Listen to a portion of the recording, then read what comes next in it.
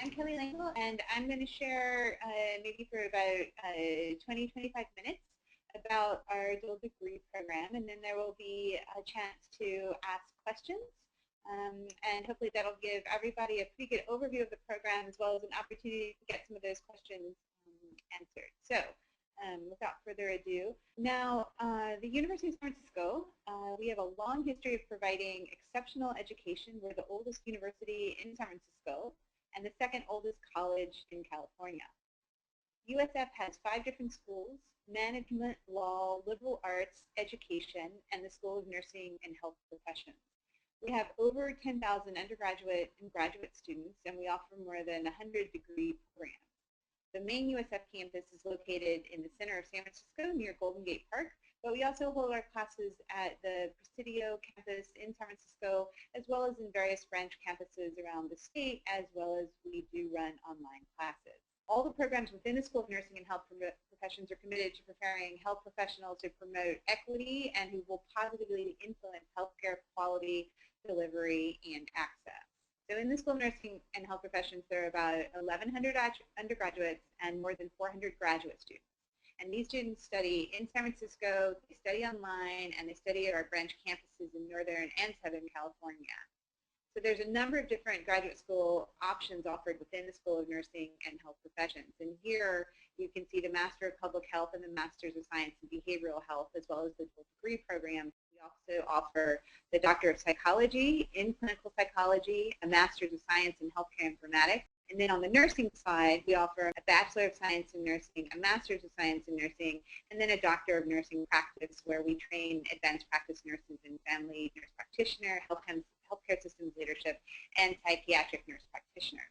So being part of the dynamic School of Nursing and Health Professions, it really gives us the opportunity to tap into the highest quality faculty and create a real interdisciplinary and interprofessional training program. So our faculty have degrees and expertise in social work, public health, nursing, business, informatics, psychology, law, among a lot of other disciplines.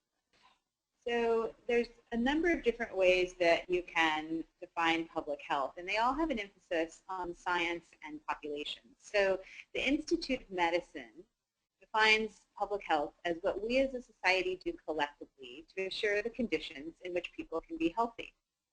The World Health Organization defines public health as all organized measures to prevent disease, promote health, and prolong life among the population as a whole. And then the U.S. Centers for Disease Control defines public health as the science of protecting and improving the health of families and communities through promotion of healthy lifestyles, research for disease and injury prevention, and detection and control of infectious diseases. So with all of these definitions from our leading public health agencies in the United States and globally, they all focus on populations and assuring the health of populations and using science to assure the health of populations.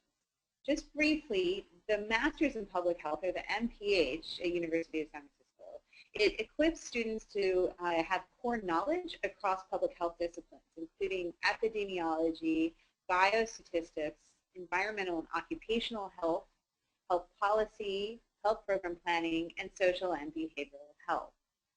In our MPH program at USF, there's 30 program options. Typically, students will complete the MPH over 2 years. There's a generalist program in San Francisco.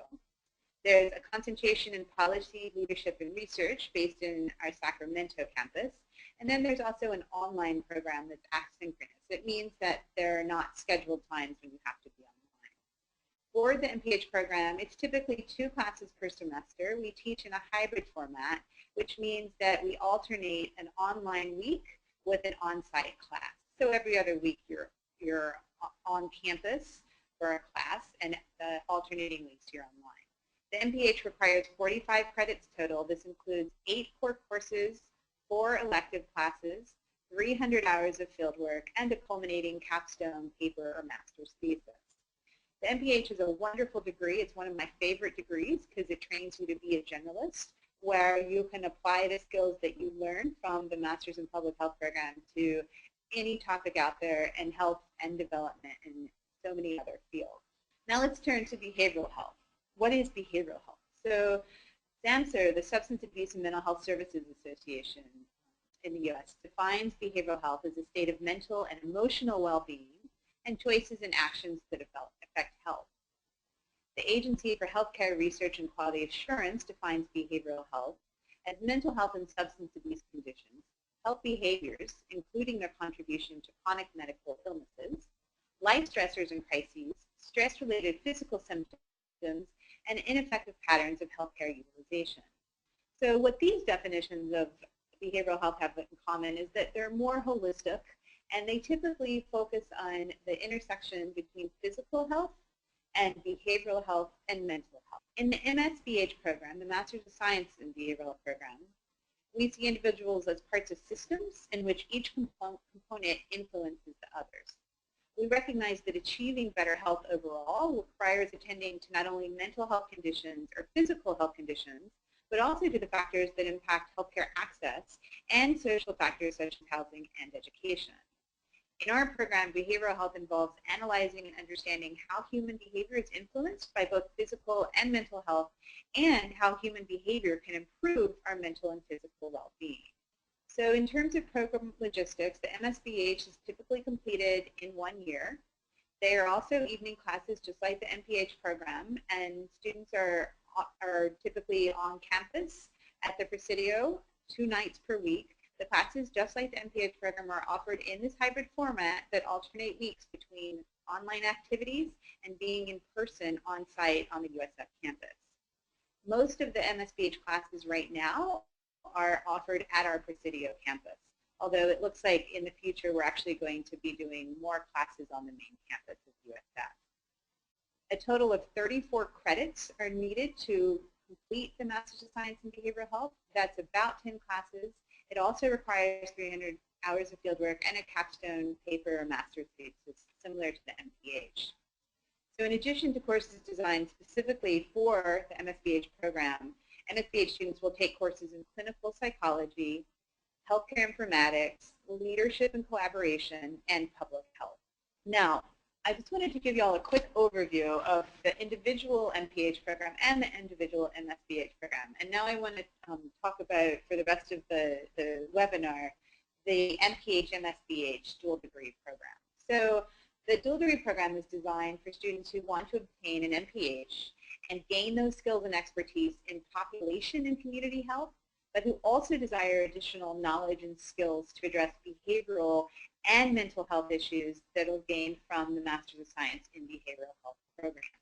The dual degree program is appropriate for students who are committed to eliminating health disparities and working with vulnerable populations, as well as creating social and physical environments that promote health for all. The dual degree provides a broad knowledge base and toolkit for the student who wants to design, implement, and lead evidence-based and interprofessional healthcare and community programs. And in all of our classes, we emphasize practice-oriented and applied skills and competencies.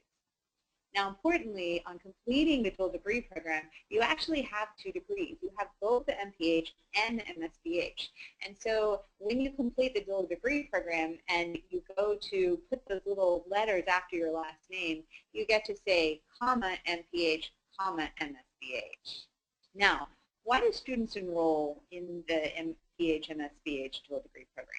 So I just want to share from 2 students. First, Valerie, and I'm going to read to you what she said about why the dual degree program was attractive to her. The focus on individual level health and social, physical, and psychological factors impacts health and well-being was a great fit with my interests. I feel the core content from public health courses such as epidemiology, biostatistics, and global health policy, combined with the skills that I will develop in MSBH classes such as applied research methods and communicating for healthy behavior and social change, will make me an excellent health leader.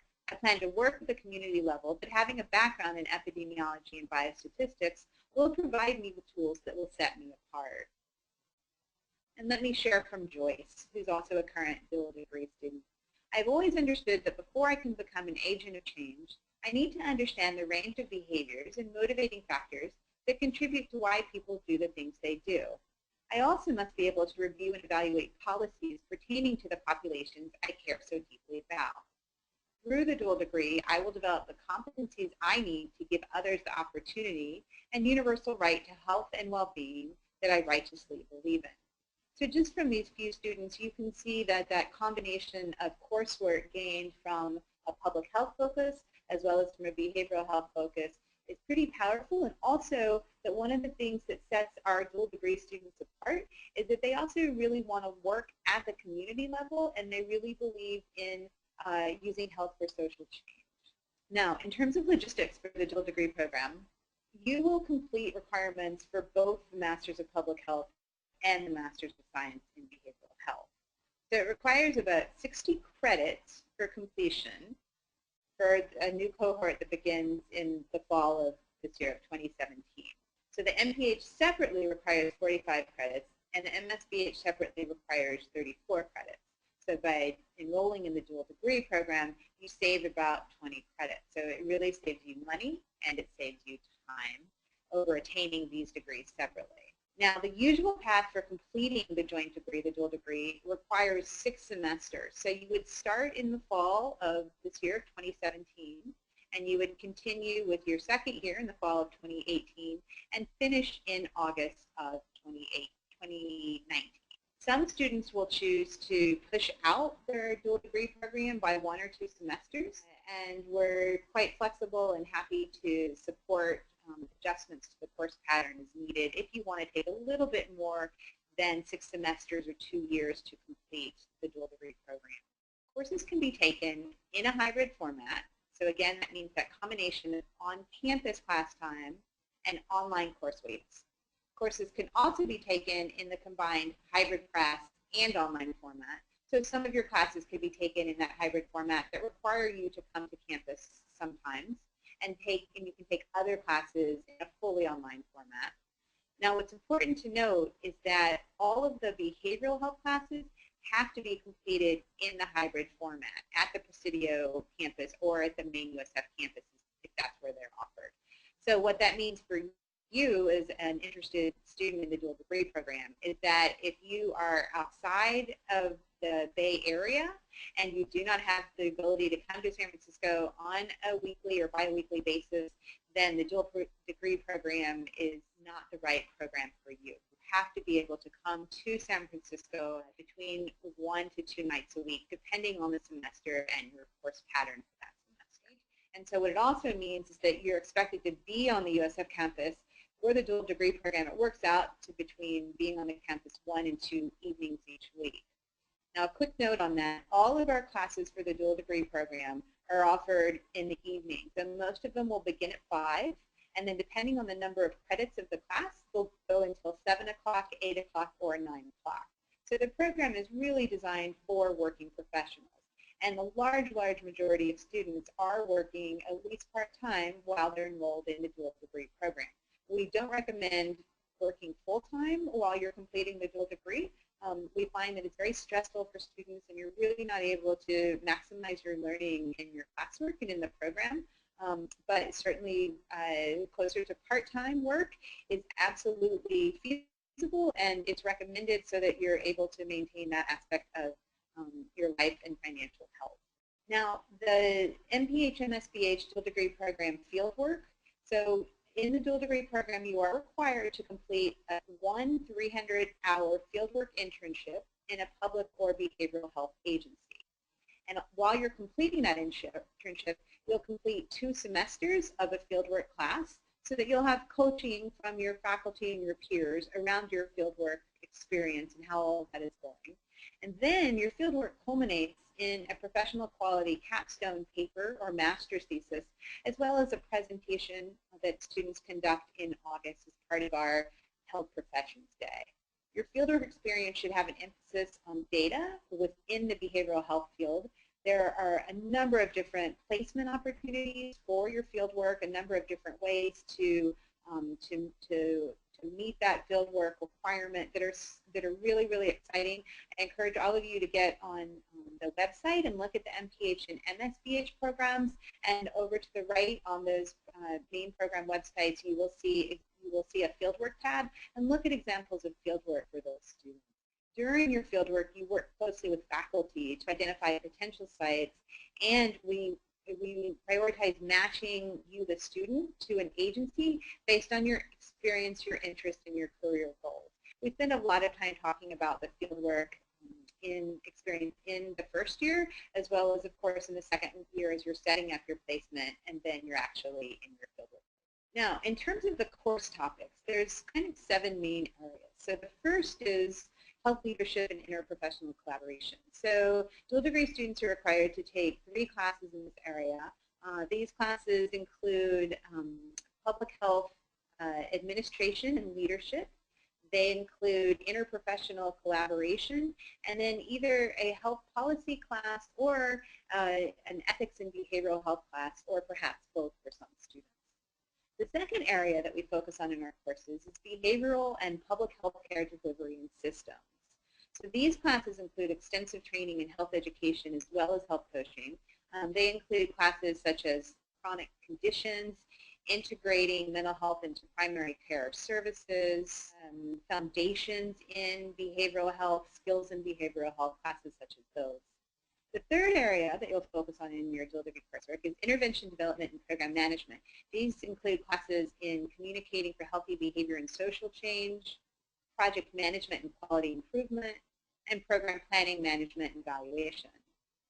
The fourth area that you'll focus on is research and evaluation. So you're required to take classes in biostatistics, epidemiology, and applied research methods. And one note on your research and evaluation coursework, because of the way the dual degree program is set up, you will actually, when you complete your dual degree, you're actually going to have a stronger basis and more skills in research methods than if you did the MPH alone or the MSBH. The fifth area of your coursework is environmental health and health informatics, and so you'll take classes in both of those areas.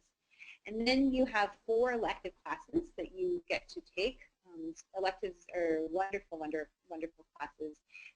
Currently, our electives include things such as global health, health policy, health economics, adolescent health, sexual health and public health practice, community-based participatory research, food and agriculture, among a number of different elective options. And then finally, the last area is your fieldwork and your culminating capstone document that needs to have a substantial focus on using data to inform a particular issue in the behavioral health field. So that was just to give you a flavor of what your classes are going to look like. For the new dual degree, the new cohort that is has already applied or is currently applying for the April 1 deadline, you'll begin in the fall of 2017, and note that you have to begin in fall of 2017. We only admit students 1 time per year, and they all begin in the fall together. And we find that works really nicely with the cohort model, where all of our students are in the same cohort, get to know each other really well, and that's very important for your success and happiness in the program, as well as beginning your network with other public and behavioral health professionals in San Francisco. So you would plan for 6 semesters of coursework over 2 years total, but again, the program can be completed in 7 to 8 semesters if that works better for you. We can also adjust that course sequence on an individual basis, although that has to be done with permission of the program advisor. It takes about 60 credits for completion, and your fieldwork is going to be done in the last 2 semesters of the program. So if you apply for entry this fall for the dual degree program and you're accepted and you choose to enroll, just to give you a flavor of what your fall would look like, you would take 4 classes. This would total 11 credits for the fall. You would take biostatistics. You would take Introduction to Community Health Concepts.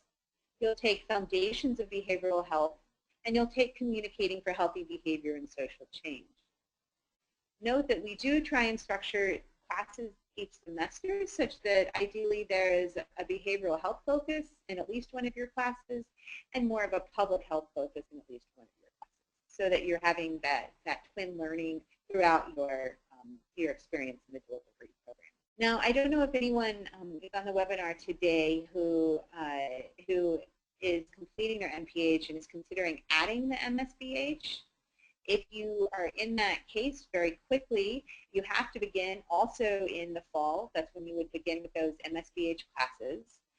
The time to complete the dual degree program will depend on your timing and in the MPH program. If you're graduating with your MPH either in this May or August, then you're going to need 2 to 3 more semesters. You'll have 5 core behavioral health classes that total 15 credits that you'll need to complete. So these are classes: behavioral health and primary care, chronic conditions, behavioral health informatics, project management, quality improvement, and team leadership and interprofessional collaboration. So those classes would need to complete starting this coming fall and spring in 1 year.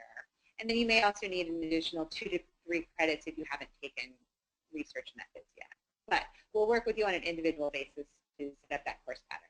Now, if you are an MSBH graduate who will graduate this August, and yet you want to add the MPH degree, and we do have students who do both, then the only time you have to be in the same admission cycle, so that we would admit you for the fall.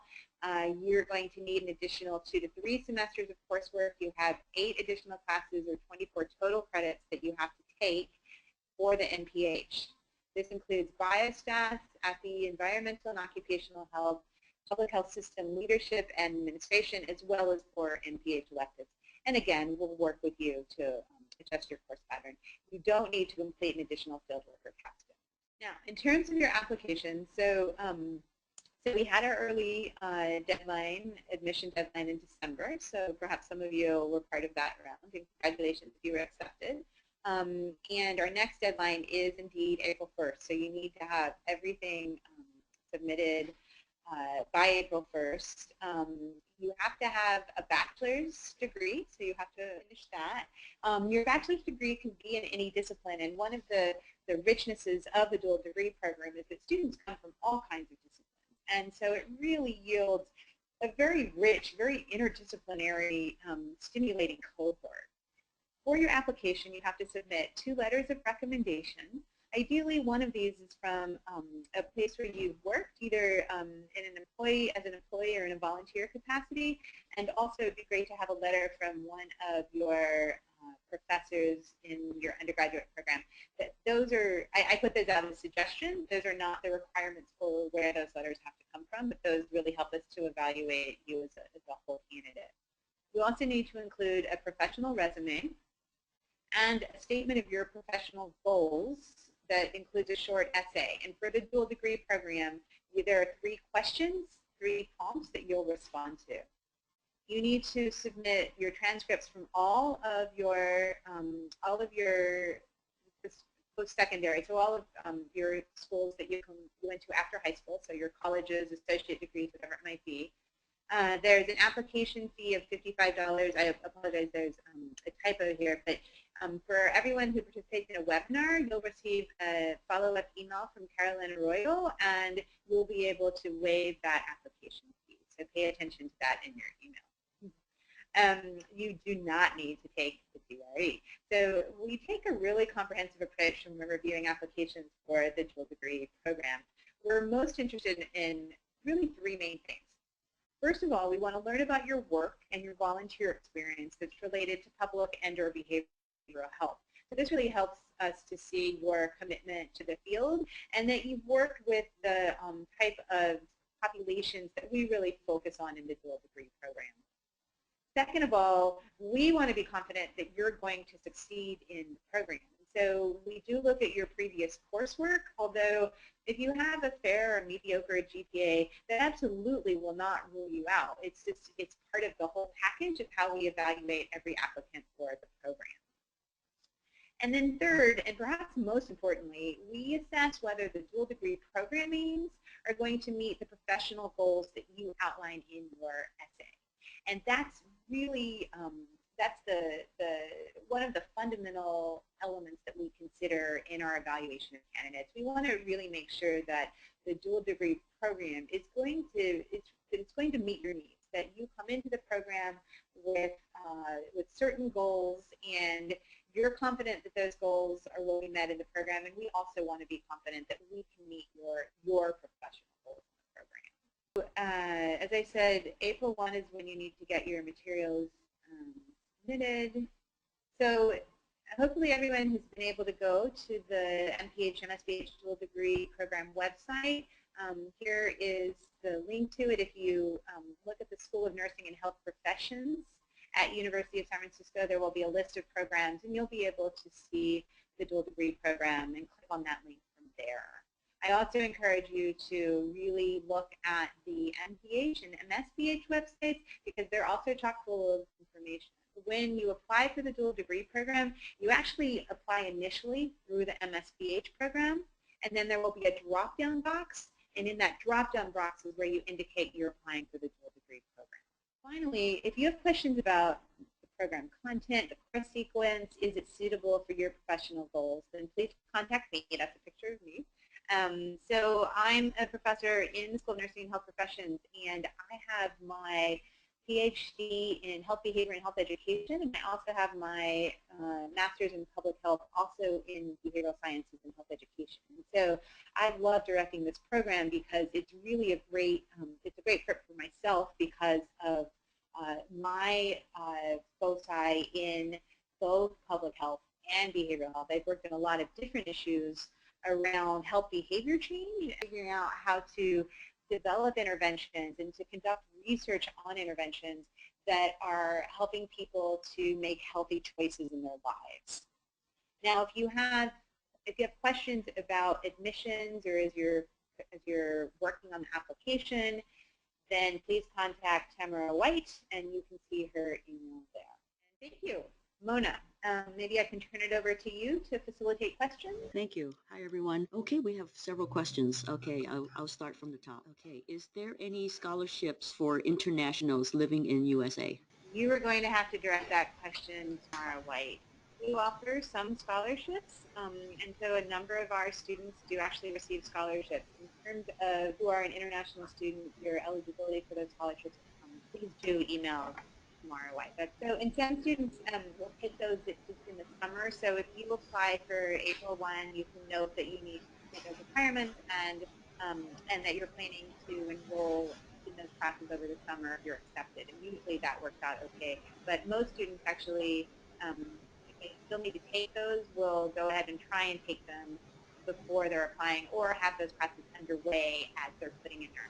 I'd like to add that if any questions about specific course requirements or anything specific, they're welcome to email me as well. My email address is mwoo, MWOO, 2 at usfca.edu. Next question. What types of careers do people with this degree go into? So my first response to that is to definitely look on the School of Nursing and Health Professions website and look at the on the MSBH and the MPH pages. There are pages on careers, and there you can get a good sense of what people do on completing the individual degree. Now, this is the second year of the dual degree program, and so we have not graduated a cohort yet, so I can't give you specific examples of what students are doing, but I can give you, tell you a little bit about some other students I've worked with who have a behavioral health focus within public health, what types of careers they continue with. So first of all, we do have a number of students who go on to other graduate programs. We have some students who are inspired to get additional master's degrees. We have other students who are inspired to get their doctorates. And sometimes those doctorates are research doctorates. Sometimes they're doctorates in their practitioner doctorates. So for instance, we have a student who is working to go on to get her doctorate in clinical psychology. We have a student who is doing their doctorate in behavioral health. We have a student doing their doctorate in epidemiology. So first of all, this will set you up well for research. Second of all, we have students who you may continue at your workplace, but what you get from the dual degree is typically you'll get a promotion that usually is accompanied by a salary increase because you have these additional skills.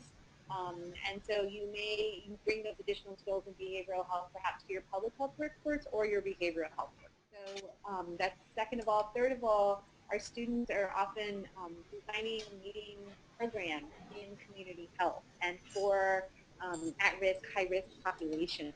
So that's another area that students will continue on with. There's really so many different careers. It's again, it's one of the reasons that I love this dual degree, is it really opens up a lot of different ways for you to go, whether you find that you're in your current work situation, maybe you're relatively happy, but you know, you want to perhaps go a slightly different direction, or you really feel like you need additional training and education in order to move more into management and leadership roles. All of this you will get from the dual degree program. So I hope that helps to answer your question a little bit. Great. Next question. Why is the GRE not needed? We really, like I said, I told you there's really three elements that that are most important for us when we're evaluating our students. And for our dual degree program, as well as for our MPH and MSBH program, we don't feel like the GRE tells us tells about your success in the program.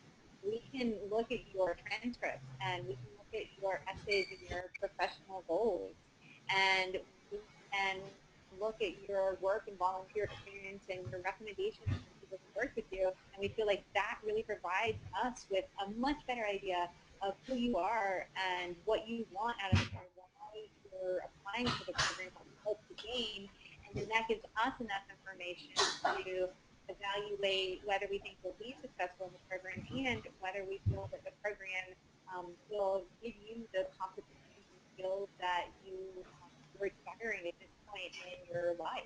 Okay, next question. For the dual degree program, is there 2 capstone projects? Thank you for asking that question. I realized I was a little unclear. No. So that's one of the ways that you're able to save time and money in the dual degree program over doing the MPH and MSBH separately. So you only are required for the dual degree program to complete 1 fieldwork experience. It is a required 300 hours, and then along with that, you also will write a capstone paper master's thesis on that fieldwork experience related to that fieldwork experience. So thank you for asking that question. Hi, I'm a graduate in May with a BA. Can I apply for the 2017-18 program? Absolutely. Or wait until fall of 2018? That's absolutely up to you. If you feel that you're ready, know that public and behavioral health is what you're passionate about, what you want to continue on with, then go ahead and apply. Ideally, you've had volunteer experience in behavioral and health and public health, and that's what's helped to set you on this path to wanting to complete the dual degree program. So on the other hand, if you don't have work experience or volunteer experience in public or behavioral health, then my recommendation to you is that you do wait another year to apply to the dual degree program until you have that under your belt. It's helpful for you. You want to make sure that you can exact what you want for your next education, for what you're going to spend time and money on next in your education. You want to be certain that the dual degree program is the right program for you. And so working in the field, working in public health, working in behavioral health, it's a good confirmation to yourself that this is in fact what you want. So, but by all means, we have a number of students who actually apply and who we do accept, who are just finished their undergraduate degrees. And typically those students will have had work or volunteer experience in the professional field already, and you're able to really articulate why they're ready for the dual degree program. Okay, next question. I would wish to undertake the MPH degree only. Do you have an online provision for the MPH? Yes, we do. We offer the MPH degree in a fully online format, and you do not have to be in the Bay Area in order to complete that MPH online. So if you go to the School of Nursing and Health Professions website at USF and you click on Master of Public Health, you will scroll down. It's the landing page for the MPH is pretty long, but keep scrolling down and you will come to the option that says online MPH program, and then you can get more details on that program from the website. I have a degree in the MS in clinical counseling.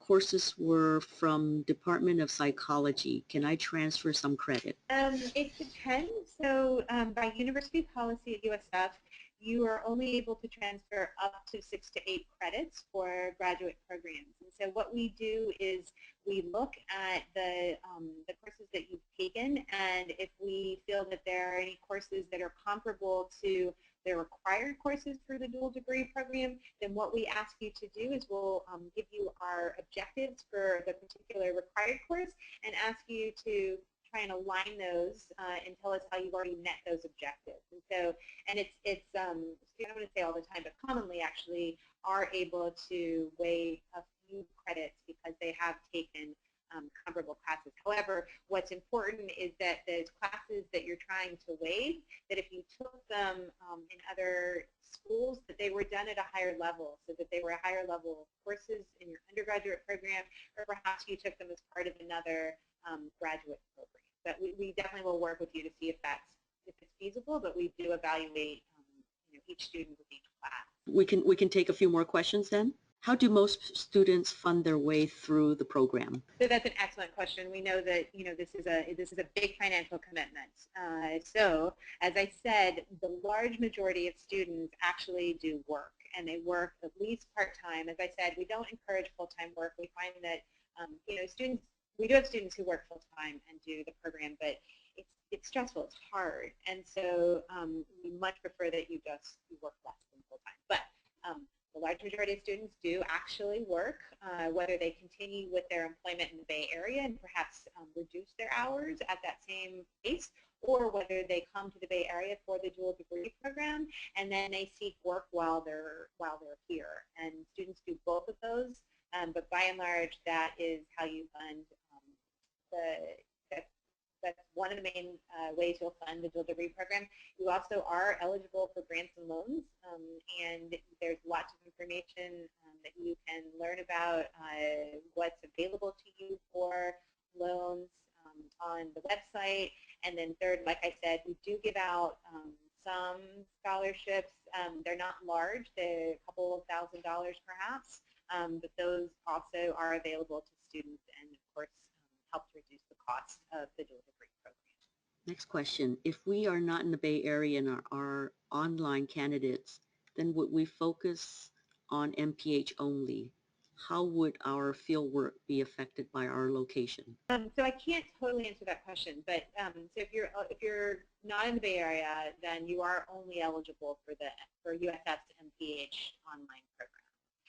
In terms of how the fieldwork is completed, you can do fieldwork in your own geographic area, and then we do offer the fieldwork and capstone classes online too. And actually, it's still online. So if you happen to live in Hong Kong, or you happen to live in Denver, or you happen to live in Ottawa, Canada, and you decide that USF's MPH program is right for you, then that fully online option is available to you.